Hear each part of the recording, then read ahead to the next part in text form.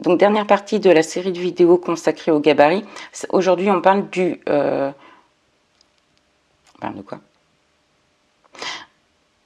Aujourd'hui on parle des camions. Alors pensez toujours qu'un camion sera plus doué que vous pour manœuvrer. Donc dans la mesure du possible, quelquefois il est plus simple de s'arrêter, de le laisser faire. Même si en théorie c'est à vous de manœuvrer pour lui faciliter la tâche. Dans beaucoup de situations il sera tellement plus doué que vous qu'il sera plus simple de le laisser agir. Alors là, je m'adresse plutôt aux débutants, même si pour les anciens, quelquefois, ça fait pas de mal d'avoir un peu de rappel. Lorsque vous avez peur des camions sur la route ou des gros véhicules, tels que les tracteurs, les 3 tonnes 5, que vous êtes sur des routes étroites ou non d'ailleurs, parce qu'il y en a qui ont peur des gros camions sur des rues simples, pensez à observer la partie basse du camion, plutôt la partie pare-choc du camion, et tout de suite, le volume étant réduit, vous aurez beaucoup moins peur. À partir du moment où vous regardez la masse, il est normal que votre cerveau dise « alerte, alerte, alerte », il est énorme.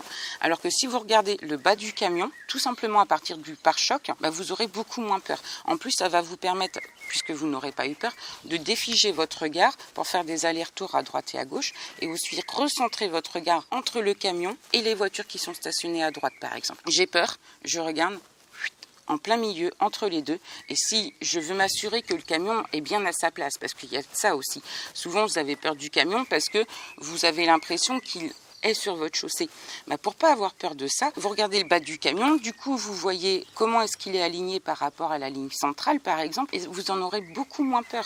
Alors que si vous regardez la masse, forcément vous ne pouvez pas voir où est réellement le camion parce qu'il prend tout votre champ de vision et il vous fout forcément la trouille. Donc pensez, je regarde le bas du camion, je regarde les voitures de droite mais par coup d'œil et je retourne forcément au centre, pile entre les deux. Il ne faut pas essayer de regarder les rétroviseurs de droite, il ne faut pas essayer de regarder le camion, on regarde pile entre les deux. Alors bien entendu, si le camion n'est pas tout à fait dans sa ligne, ce qui peut arriver en fonction du type de route, pensez rétro et frein et serrez correctement votre droite. Ça peut arriver aussi lorsque vous voyez des convois exceptionnels. Il faut que vous ayez une alerte dans la tête en disant alerte, alerte, alerte. À partir du moment où c'est un convoi exceptionnel, soit c'est un véhicule long, soit c'est un véhicule large.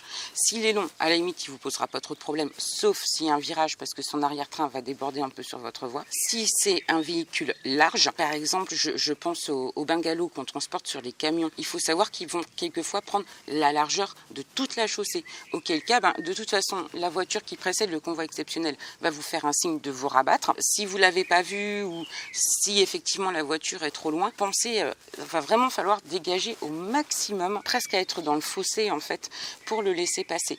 Donc, convoi exceptionnel égale moissonneuse-batteuse, véhicule long, véhicule large.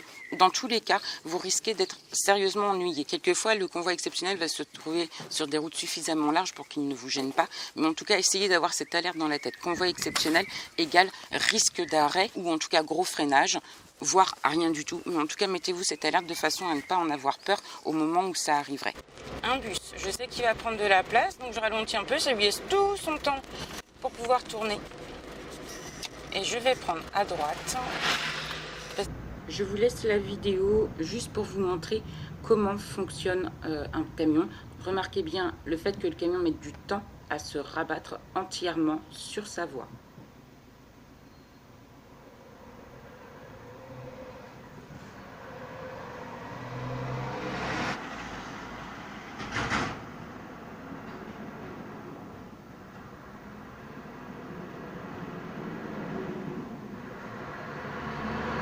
Je vous dis à très bientôt pour une nouvelle vidéo.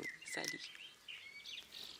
C'est dommage, c'est toujours pareil. Quand j'ai besoin de tourner, il n'y a jamais de voiture. Bon, voilà ce que ça donne après une heure de GoPro. On a super mal à la tête et on a une jolie marque en plus.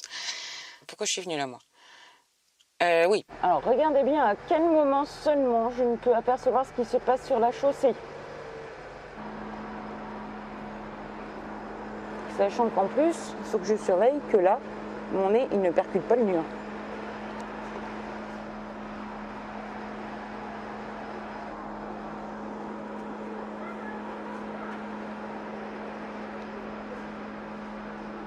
C'est bon les sauvages, merci.